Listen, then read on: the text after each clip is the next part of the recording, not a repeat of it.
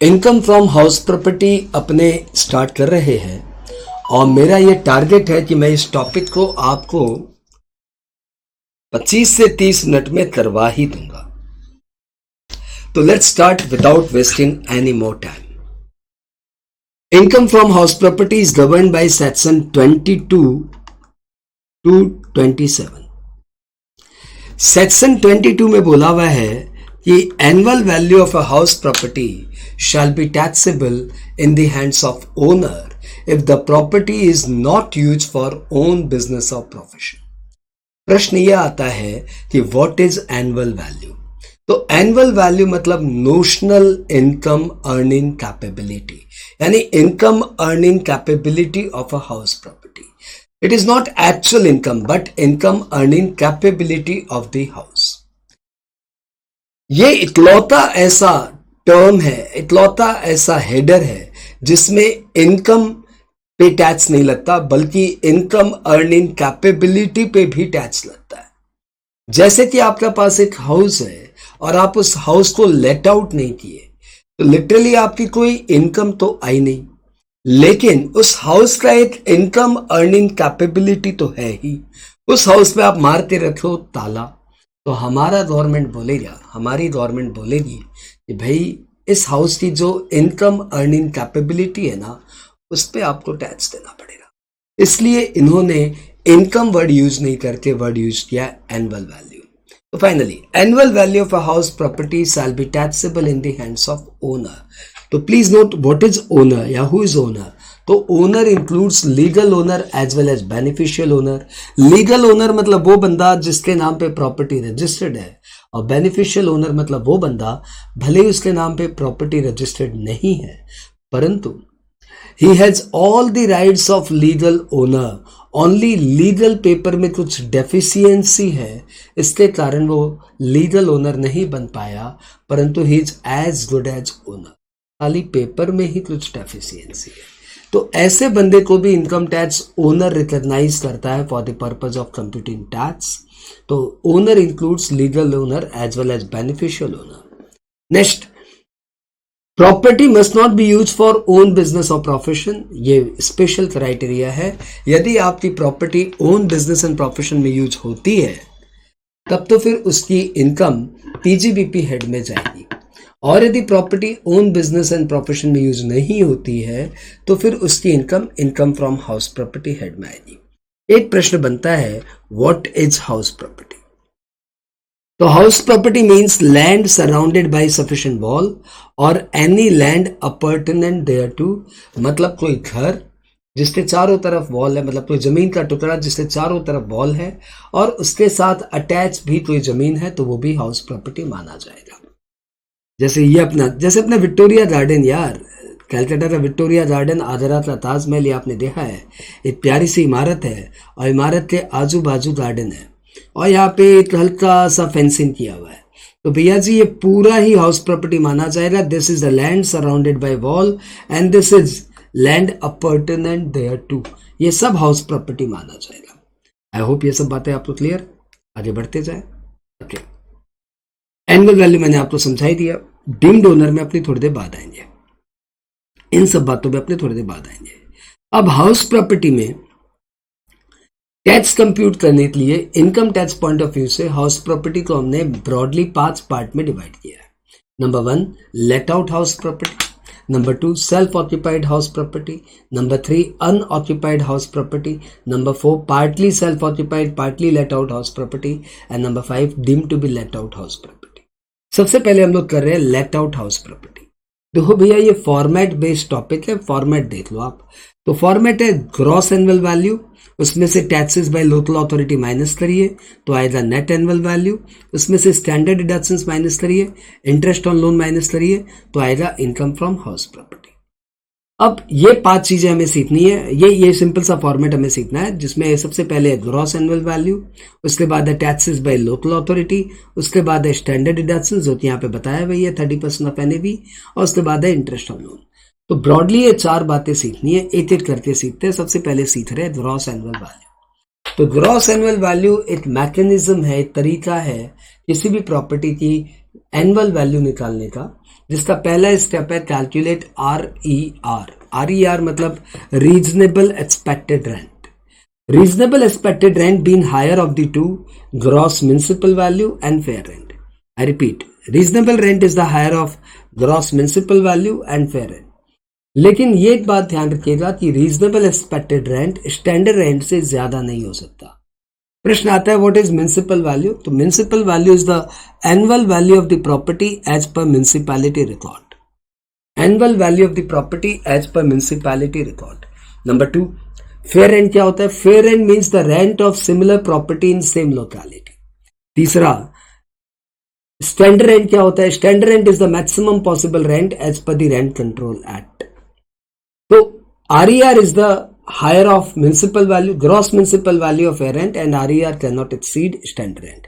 अगला स्टेप है calculate annual rent receivable minus unrealise rent. Annual rent receivable less unrealise rent. Annual rent receivable मतलब उस property का जो भी पर मंथ रेंट है उसमें से कॉस्ट ऑफ एमेनिटीज माइनस कर दीजिए, यानी rent minus cost of amenities. ये माइनस करने के बाद multiplied by number of month in the previous year. तो प्रीवियस ईयर में 12 महीने, तो 12 से मल्टीप्लाई कर दीजिए। अब ये आपका आ गया एनुअल रेंट रिसीवेबल। अब थर्ड स्टेप है, इन दोनों में से स्टेप 1 और स्टेप 2 में जो भी हायर है उसको सेलेक्ट करिए। ठीक है, इसको हम लोग बोलेंगे 3 स्टेप, थर्ड स्टेप। और स्टेप 4 में करिए less loss due to vacancy. यानी सपोज प्रॉपर्टी 2 महीने के लिए खाली था, तो 2 महीने में आपको कितना रेंट नहीं मिल पाया उतना माइनस कर दीजिए। सपोज आपकी 2 महीने प्रॉपर्टी खाली थी, तो 2 महीने का आपका रेंट नहीं आ पाया, तो 2 महीने का रेंट आप अपना यहाँ पे माइनस कर दीजिए। उसको क्या बोलेंगे? Loss due to vacancy. ये सब करने के बाद आपका आएगा gross annual value. Gross annual value के आगे बढ़ने के पहले मैं आपको बता दूं कि don't be confuse with gross municipal value and gross annual value. Gross municipal value एक म्युनिसिपैलिटी का मतलब नॉर्मल सा टर्म है, वो सिर्फ RER निकालने के काम आता है। तो चलो मैं आपको लगे हाथ ग्रॉस म्युनिसिपल वैल्यू के बारे में भी थोड़ा सा बता ही दूं। ग्रॉस म्युनिसिपल वैल्यू और नेट म्युनिसिपल वैल्यू 2 टर्म होते हैं। हाँ, ये दोनों टर्म का मतलब एक ही होता है यदि आप नॉन मेट्रो सिटी में हो, इन नॉन मेट्रो सिटी। लेकिन यदि आप मेट्रो सिटी में हो तो ग्रॉस म्युनिसिपल वैल्यू और नॉन नेट म्युनिसिपल वैल्यू में एक रिलेशन है, और वो रिलेशन ये है कि 90% of gross municipal value is equal to net municipal value minus water tax minus sewerage tax. ये एक रिलेशन है जो हम लोग बहुत पॉपुलरली यूज करते हैं, और ये रिलेशन किसी IT एक्ट में नहीं दिया हुआ, ये रूल म्युनिसिपैलिटी के नियम में ही है। तो ये सिर्फ मेट्रो सिटी पे अप्लाई होता है। तो यदि आपके पास ग्रॉस म्युनिसिपल वैल्यू है तो आप अपना RER कंप्यूट कर लीजिए, और यदि आपके पास नेट म्युनिसिपल वैल्यू है, ये नेट म्युनिसिपल वैल्यू, यहाँ पे टाइपिंग मिस्टेक हुई है। यदि आपके पास नेट म्युनिसिपल वैल्यू है तो इस नेट म्युनिसिपल वैल्यू को लेके इस फॉर्मूले को यूज करते हुए आप अपना ग्रॉस म्युनिसिपल वैल्यू निकाल लीजिए। ठीक है, लिटरली ग्रॉस म्युनिसिपल वैल्यू काम आता है RER निकालने में, और नेट म्युनिसिपल वैल्यू काम आता है म्युनिसिपल टैक्स निकालने। अगला पॉइंट आ गया म्युनिसिपल टैक्स। तो भैया इसमें आपसे 5 बातें ध्यान रखना। 5, पहला, व्हेन वी से taxes by local authority it includes municipal tax, water tax, sewerage tax, panchayat tax, any tax charge by municipality. Number 2, these all are calculated as a percentage of net municipal value। ये सब किसके ऊपर निकलते हैं? Net municipal value पे निकलते हैं। तीसरा, these are allowed on cash basis, पे करो डिडक्शंस लो। चौथा, ये पे होना चाहिए by owner, it must be paid by owner. If it has been paid by the tenant then no deductions. And 5वां बहुत ही कंट्रोवर्शियल पॉइंट है, advance municipal tax is allowed और नॉट अलाउड। तो भैया आपका CMA इंस्टीट्यूट बोलता है advance municipal tax is not allowed, CA institute बोलता है advance municipal tax is allowed. मेरा पर्सनल व्यू है advance municipal tax is allowed. आप जो एग्जाम दे रहे हो वो वाला व्यू फॉलो करना। यदि आप CMA दे रहे हो तो आप ये मान लीजिए advance municipal tax is not allowed, और यदि आप CA का एग्जाम दे रहे हो तो आप मान लेना कि advance municipal tax is allowed. यदि आप CS का एग्जाम दे रहे हो तो आप मान लेना advance municipal tax is allowed. यदि आप और कोई एग्जाम दे रहे हो तो मान लेना advance municipal tax is allowed. चलो फाइन, ये आप फॉर्मेट कर रहे थे, आपने इसमें से जीएवी निकालना सीख लिया और आपने इसमें से टैक्सेस बाय लोकल अथॉरिटी भी सीख लिया। अब अगला पॉइंट है interest on loan. Interest on loan में आपको कोई 7-8 बातें ध्यान रखनी चाहिए। पहला, कि interest on loan is allowed on actual basis. दूसरा, loan must be taken for construction, repair, renovation और purchase of the house property. तीसरा, if the loan has been taken for any other purpose, for example, loan taken for payment of municipal tax, it is not allowed. Next, interest on loan को हम लोग 2 part में divide करते हैं, pre construction period और post construction period. Pre construction period starts when the loan is taken or construction started, whichever is later. Loan started or construction started, whichever is later. और pre construction period के interest को हम लोग 5 सालों में divide कर देते हैं और हर साल 1/5 अलाउड होता है। Post construction period interest starts when the construction is completed, उस ईयर के शुरुआत से। The period starts from the beginning of the year in which the construction is completed. तो जिस ईयर में कंस्ट्रक्शन कंप्लीट हुआ वो ईयर पूरा का पूरा माना जाएगा पोस्ट पीरियड का interest will be allowed in the respective year, अब उसके बाद हमने किया कि loan taken to repay the previous loan shall be treated as continuation of the old loan. Loan taken to repay the previous loan shall be treated as continuation of the old loan. And उसके बाद हमने किया कि यदि आप loan ले लेते हो लेकिन कंस्ट्रक्शन या परचेज में यूज नहीं करते तो उसका इंटरेस्ट अलाउड नहीं होगा। आपने सपोज अपनी हाउस प्रॉपर्टी को मॉर्गेज करके लोन ले लिया और वो लोन का पैसा आपने बिजनेस में यूज कर दिया तो उस इंटरेस्ट का आपको डिडक्शंस नहीं मिलेगा। ठीक है। Interest on interest is not allowed. यदि आपका लोन का इंटरेस्ट आउटस्टैंडिंग है, वो बहुत दिन आउटस्टैंडिंग रह गया, उस पर भी इंटरेस्ट लगना शुरू हो गया, तो that will not be allowed. तो ये सब छोटी छोटी बातों के साथ आपका interest on loan section 24 clause B खत्म होता है। इस रिगार्ड में आप सेक्शन 25 भी दिमाग में रखिए कि if the interest on loan is paid outside India without TDS, outside India without TDS, तो भैया फिर वो इंटरेस्ट ऑन लोन अलाउड नहीं होगा। If the interest has been paid outside India without TDS, तो interest on loan shall not be allowed. आगे बढ़े। Late out house property के फॉर्मेट में 4 बातें थी, चारों बातों मैंने आपको थ्योरी से समझा दिया। ये अच्छा रिकैप है लेकिन सम तो आपको इसमें देखना ही चाहिए। अगला टॉपिक है self occupied house property. Self occupied house property मतलब जिसमें एसएससी और उसकी फैमिली रहती है और जिस प्रॉपर्टी को आपने लेट आउट नहीं किया है। यदि आप उस प्रॉपर्टी में रहते हो और आपने उस प्रॉपर्टी को लेट आउट भी कर रखा है तो भैया फिर वो partly self occupied partly let out माना जाएगा। सेल्फ ऑक्यूपाइड तभी माना जाएगा जब उस प्रॉपर्टी में आप सिर्फ रहते हो या फिर वो वैकेंट है। रहना भी जरूरी है और वैकेंट भी हो सकता है, लेट आउट नहीं होना जरूरी है। It must be self occupied, it must not B let out and it may be vacant. Vacancy हो भी सकती है, नहीं भी हो सकती। लेट आउट नहीं होना चाहिए, सेल्फ ऑक्यूपाइड होना चाहिए।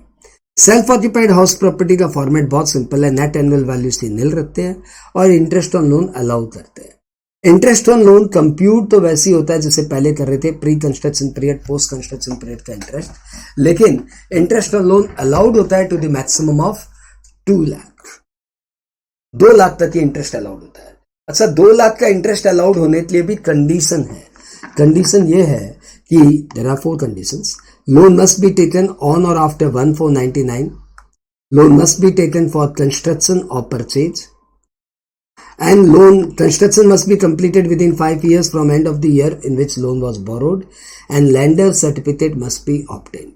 यदि आप lender का सर्टिफिकेट लेते नहीं आए तो आपको interest on loan allow 2 lakh का इंटरेस्ट ऑन लोन अलाउ नहीं होगा। यदि इस 4 में से कोई भी एक कंडीशन छूट गई, सपोज आपने लोन लिया फॉर रिपेयर या रिनोवेशन, नॉट फॉर कंस्ट्रक्शन और परचेज, तो फिर इंटरेस्ट ऑन लोन अलाउ होगा लेकिन मैक्सिमम अलाउड होगा 30,000 तक। सेल्फ ऑक्यूपाइड हाउस प्रॉपर्टी में चारों कंडीशन फुलफिल करो तो 2 लाख तक अलाउड है, नहीं तो 30,000 तक अलाउड। एक एसएससी के पास 1 या 2 सेल्फ ऑक्यूपाइड हो सकता है, 2 से ज्यादा नहीं हो सकता। यदि आपके पास दो से ज्यादा सेल्फ ऑक्यूपाइड हाउस प्रॉपर्टी है तो बाकी हाउस प्रॉपर्टी तो हम लोग बोलेंगे deemed to be let out. यदि आपके पास दो से ज्यादा सेल्फ ऑक्यूपाइड हाउस प्रॉपर्टी है तो आप दो को मान लीजिए सेल्फ ऑक्यूपाइड अपनी चॉइस पे, किसी भी दो को, और ये चॉइस आप ईयर टू ईयर चेंज भी कर सकते हैं। सपोज आपके पास 3 हाउस प्रॉपर्टी सेल्फ ऑक्यूपाइड है तो 3 में से किसी दो को आप सेल्फ ऑक्यूपाइड मान लीजिए अपनी चॉइस पे, रेस्ट प्रॉपर्टी को हम लोग मानेंगे deemed to be let out. Self occupied property के बाद हम लोग आते हैं property unoccupied, section 23 clause subsection 2 clause B. यदि कोई प्रॉपर्टी एसईसी ने अपने रहने के लिए फिक्स किया था, रहने के लिए रखा था, लेकिन उस प्रॉपर्टी में वो रह नहीं पा रहा है because of his employment reason and he resides somewhere else in others house. अपने घर में नहीं रहता, कहीं और किसी और के घर में रहता है, तो जो हाउस प्रॉपर्टी मेन थी वो तो वैकेंट रह गई। उस वैकेंट हाउस प्रॉपर्टी को हम लोग बोलेंगे unoccupied house property. Wherein SSC has a residential house property kept for self occupation and it cannot be actually occupied by the owner owing to his employment, business or profession, hence he has to reside at a place not belonging to him, then the first house shall be termed as unoccupied house property. Or unoccupied house property का treatment will be same as self occupied। लेकिन यदि आपके पास एक self occupied house property already है तो फिर आपकी अनऑक्यूपाइड प्रॉपर्टी को मान लेंगे deemed to be let out. Unoccupied property का वजूद तभी तक रहता है जब तक आपके पास कोई सेल्फ ऑक्यूपाइड प्रॉपर्टी ना हो। If you are claiming a property as self occupied then you can not claim any property as unoccupied. अगली बात करें deemed to be let out. ये मैं आपको पहले बता चुका हूं कि कोई भी एसईसी के पास दो से ज्यादा सेल्फ ऑक्यूपाइड हाउस प्रॉपर्टी नहीं रह सकता। यदि आपके पास दो से ज्यादा सेल्फ ऑक्यूपाइड हाउस प्रॉपर्टी है तो आप बची हुई प्रॉपर्टी को deemed to be let out मान लीजिए, और deemed to be let out property का treatment same as self occupied होता है। अगला टॉपिक है partly self occupied and partly let out. Partly self occupied partly let out को हम लोग दो पार्ट में डिवाइड करते हैं, area wise and time wise. Area wise means कि एक ही प्रॉपर्टी है और उसमें कुछ पार्ट को आपने सेल्फ ऑक्यूपाई कर रहा है, कुछ पार्ट को आपने लेट आउट कर रहा है। तो ऐसी प्रॉपर्टी को हम लोग दो प्रॉपर्टी मान के सम बनाते हैं। हम लोग इसको मानते हैं this is unit A and this is unit B, और इसके जितने भी डेटा है, municipal value, fair rent, standard rent, municipal tax, interest on loan, सबको हम लोग एरिया रेशियो में दोनों में बांट देते हैं। और एक्चुअल रेंट रिसीवेबल सिर्फ एंड सिर्फ लेट आउट में आता है क्योंकि सेल्फ ऑक्यूपाइड प्रॉपर्टी का ARR होता ही नहीं है। तो इस तरीके से सारे डेटा डिवाइड करने के बाद फिर हम लोग इस सम को ऐसे बनाते हैं, इस प्रॉपर्टी की इनकम ऐसे कैलकुलेट करते हैं as if you are having two house property, one self occupied another let out, और फिर दोनों यूनिट की इनकम जोड़ देते हैं तो आ जाती है क्या, PSO टाइम वाइज की income, PSO area wise income, PSO time wise यदि सम प्रॉपर्टी है partly self occupied partly let out time wise, तो फिर आप उसको ऐसे सॉल्व करिए कि प्रॉपर्टी पूरी की पूरी लेट आउट ही है। आप सेल्फ ऑक्यूपाइड पीरियड का कोई स्पेशल ट्रीटमेंट मत करिए। तो सपोज आपकी कोई हाउस प्रॉपर्टी है जिसमें आप 8 महीना रहे और 4 महीना लेट आउट किया, 4 महीना क्या किया, लेट आउट किया, तो इसमें इस 8 महीने के लिए आपको कोई स्पेशल रिलैक्सेशन नहीं मिलेगा। पूरी की पूरी प्रॉपर्टी को हम लोग लेट आउट की तरह सॉल्व करेंगे। म्युनिसिपल वैल्यू 12 महीने की लेंगे, फेयर रेंट 12 महीने की लेंगे, स्टैंडर्ड रेंट 12 महीने का लेंगे, RER 12 महीने का निकलेगा। लेकिन जब एनुअल रेंट रिसीवेबल निकालने जाएंगे तब वो हम लोग 4 महीने का निकाल के सॉल्व करेंगे, और 8 महीने के सेल्फ ऑक्यूपाइड पीरियड को वैकेंसी पीरियड नहीं मानेंगे, और इस तरीके से पूरी प्रॉपर्टी लेट आउट की तरह ट्रीट हो जाएगी और लेट आउट की तरह सॉल्व होगा। लेकिन ARR निकालते समय हम लोग सिर्फ 4 महीने का ही ARR लेंगे, तो मतलब ये मोटा मोटी लेट आउट की तरह ही सॉल्व होगी।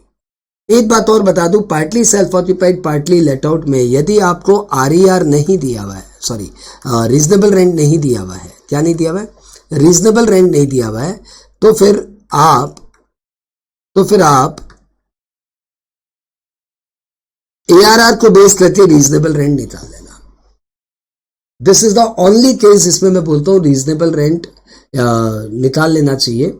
यदि आप रीजनेबल रेंट मतलब फेयर रेंट, फेयर रेंट यदि आपको नहीं दिया हुआ है सब में, तो फिर आप एक्चुअल रेंट को बेस करके फेयर रेंट निकाल लेना, लेकिन फेयर रेंट को कंसिडर जरूर करना। Even fair rent is not given, तब भी एक्चुअल रेंट को बेस करके फेयर रेंट निकाल लेना। ओके, अगला टॉपिक हम लोग उठाते हैं 25AA। 25AA that is recovery of unrealise rent और रिकवरी ऑफ एरियर रेंट। यदि कोई अनरियलाइज रेंट था जिसको आपने पहले डिडक्शंस ले लिया था, वो अनरियलाइज रेंट अब आपको रिकवर हो गया, बंदे ने पैसे दे दिए। या फिर आपका कोई एरियर रेंट, एरियर रेंट मतलब जो रेंट पहले डिसाइडेड नहीं था अब जाके डिसाइड हुआ, जो रेंट पहले डिसाइडेड नहीं था अब जाके डिसाइड हुआ, तो पुराने पीरियड के लिए भी मिल रहा है।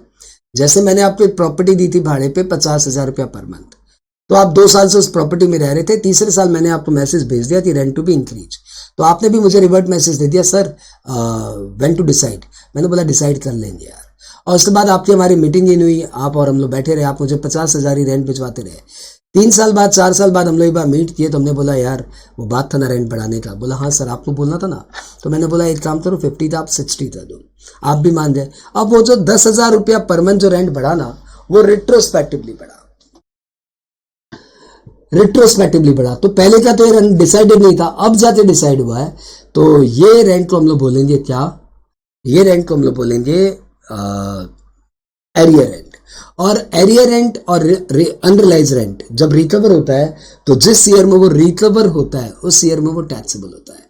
It is taxable in the year of recovery. मतलब सीधी सी बात बोलूं तो it is taxable on cash basis, जब मिलेगा तब टैक्स देना। और इसमें आपको एक स्टैंडर्ड डिडक्शंस अलाउड होता है at the rate 30%। At the rate 30% आपको स्टैंडर्ड डिडक्शंस अलाउड होता है।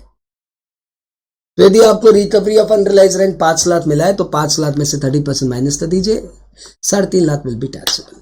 To be noted it is taxable on cash basis. दूसरी बात, इसमें कोई एक्सपेंडिचर अलाउ नहीं होता। तीसरा, इसमें स्टैंडर्ड डिडक्शंस अलाउ होता है। चौथा, ये हमेशा income from house property head में टैक्सेबल होता है। प्रमोटर्स को deemed to be let out house property में थोड़ा सा रिलैक्सेशन दिया हुआ है। आपको पता है कि यदि कोई house property stock in trade की तरह पड़ी है, तब भी उस हाउस प्रॉपर्टी की इनकम टैक्सेबल होती है।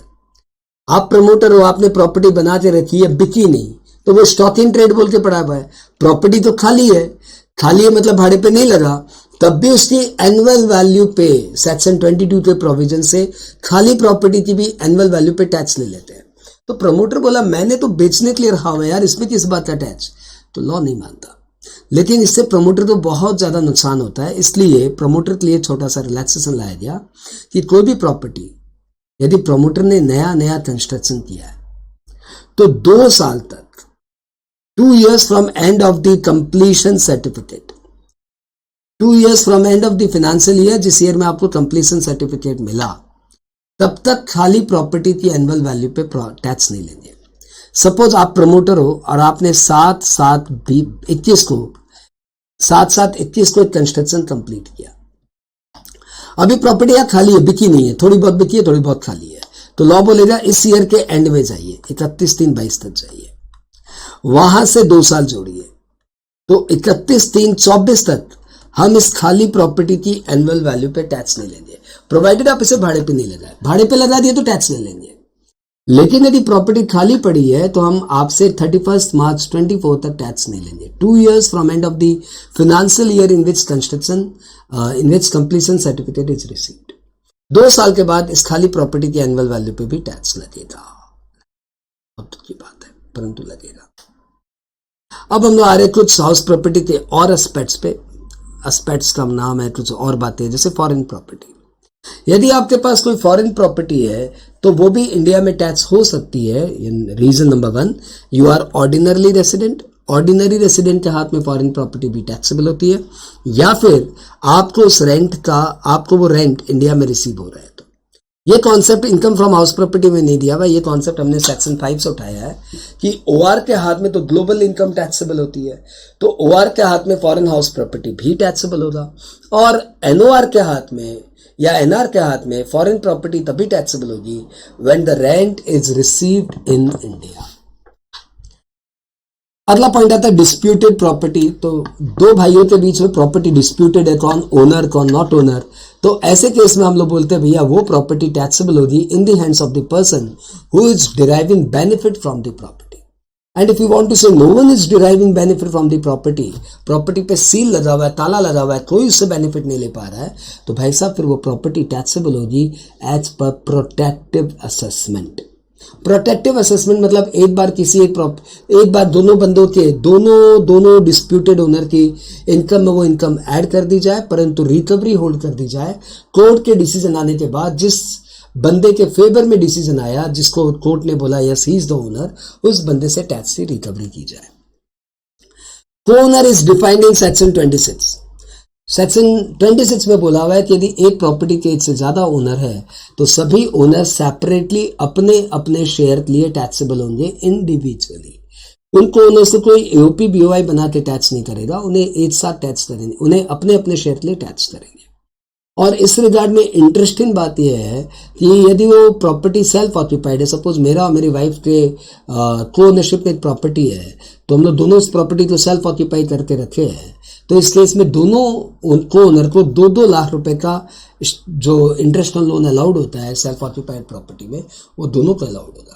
You are surprise and you are saying कि सर यदि 7 को ओनर है तो क्या 7 को 2-2 लाख रुपए का इंटरेस्ट ऑन लोन अलाउड होगा?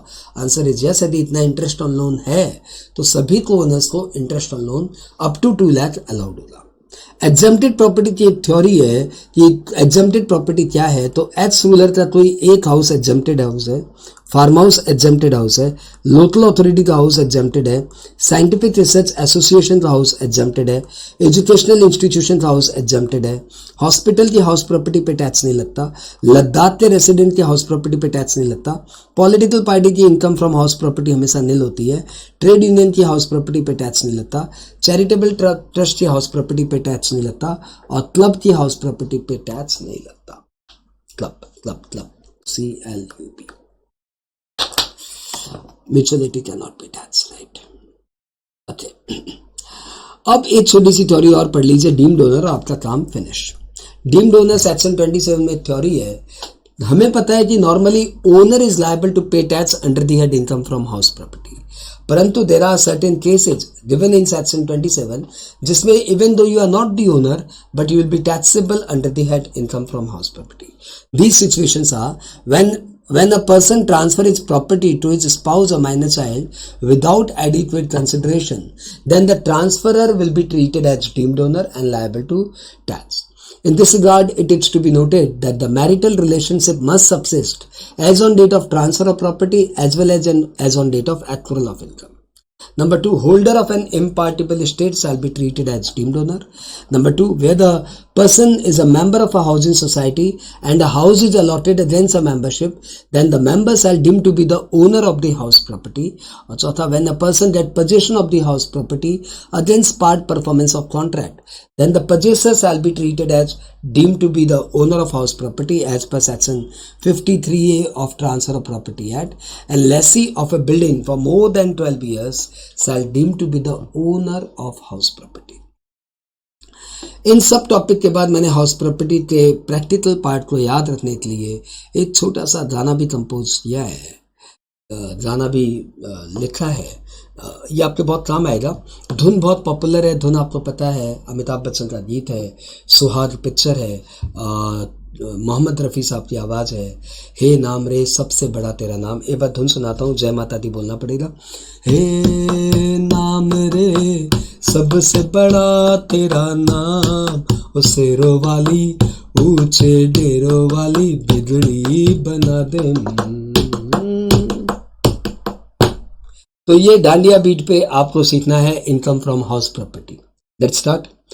MVFR में जो भी हो हायर RER कर ARR कंपेयर कर, लॉस वैकेंसी का लेस तू कर, म्युनिसिपल टैक्स ओनर भाई पे कर, फिर लेस तू कर, NB सेट तू कर, 30% लेस तू कर। MVFR में जो भी हो हायर, RER कर ARR कंपेयर कर, लॉस वैकेंसी का लेस टू कर, म्युनिसिपल टैक्स ओनर भाई पे कर, फिर लेस तू कर, NV सेट तू कर, 30% लेस तू कर।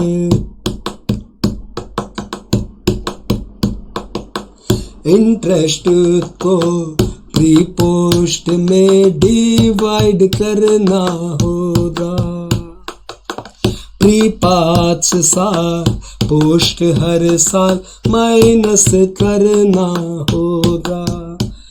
ऐसो प्रॉपर्टी जो हो NAV 024A0 2 लाख तक इंटरेस्ट लेस कर। ऐसो प्रॉपर्टी जो हो मतलब सेल्फ ऑक्यूपाइड प्रॉपर्टी में NAV 024A0 2 लाख तक इंटरेस्ट लेस है। PSO जो एरिया वाइज हो तो यूनिटों में बांट दे, हर डेटा ARR को छोड़ के एरिया रेशियो में बांट दे, फिर ऐसे तू सम सॉल्व कर जैसे ओ मिस्टर सम हो बिल्कुल सिंपल, 2 प्रॉपर्टी का मान के कर। यानी 2 यूनिटों में बांट दो, एरिया रेशियो में सारे डेटा बांट दो ARR को छोड़ के, उसके बाद सम ऐसे सॉल्व करो जैसे लगता है 2 प्रॉपर्टी हो और 2 प्रॉपर्टी की जैसे इनकम निकालते वैसे निकाल लो। PSO जो टाइम वाइज हो तो PSO जो टाइम वाइज हो तो लेट आउट जैसे सॉल्व कर, अनऑक्यूपाइड को सेल्फ ऑक्यूपाइड के जैसे ही तू सॉल्व कर। ऐसो यूओ दोनों जो हो तो यूओ तो ले, DLO मान ले रे, देखा ये कितना इजी सा चैप्टर MVFR में। तो ऐसो और यूओ दोनों जो हो तो सेल्फ ऑक्यूपाइड अनऑक्यूपाइड दोनों हो तो आप यूओ को DLO मान के सम कर लो और ये इतना सही चैप्टर है। MVFR में जो भी हो टैक्सी म्यूजिक आपको दोबारा तिबारा गानी पड़ती है तब वो आपके जहन में आती है। It's not entertainment, it's study. Study को 3-4 बार रिवाइंड करना ही पड़ता है। इतना तो माइंड की टेक्निक आपको पता ही है कि कोई भी चीज़ को 3-4 बार रिपीट करते हैं तो फिर उसका लूप दिमाग में बनता है और फिर वो दिमाग में हमेशा रहता है। वंस मोर मैं कर देता हूँ और उसके बाद आप रिवाइंड करके फिर से सुन लेना। MVFR में जो भी हो हायर, RER कर ARR कंपेयर कर, लॉस वैकेंसी का लेस तू कर, म्युनिसिपल टैक्स ओनर भाई पे कर, फिर लेस तू कर, NV सेट तू कर, 30% लेस तू कर। इंटरेस्ट को प्री पोस्ट में डिवाइड करना होगा, प्री 5 साल पोस्ट हर साल माइनस करना होगा। ऐसो प्रॉपर्टी जो हो NAV 024A0 2 लाख तक इंटरेस्ट लेस कर। MVFR में PSO जो एरिया वाइज हो तो यूनिटों में बांट दे, हर डेटा ARR को छोड़ के एरिया रेशियो में बांट दे, फिर ऐसे तू सम सॉल्व कर जैसे ओ मिस्टर सम हो बिल्कुल सिंपल, 2 प्रॉपर्टी का मान के कर। MVFR में PSO जो टाइम वाइज हो तो लेट आउट जैसे सॉल्व कर, अनऑक्यूपाइड को सेल्फ ऑक्यूपाइड के जैसे ही तू सॉल्व कर। ऐसो यूओ दोनों जो हो तो यूओ तो ले डीएलओ मान ले रे, देखा ये कितना इजी सा chapter. I hope house property 35 minutes में आपका पूरा रिवाइंड हुआ। 20-25 मिनट सोचे थे, 5-7 मिनट लाने का एक्स्ट्रा, 5-7 मिनट एक्स्ट्रा टाइम लग गई, but I hope this will work for you. Thank you.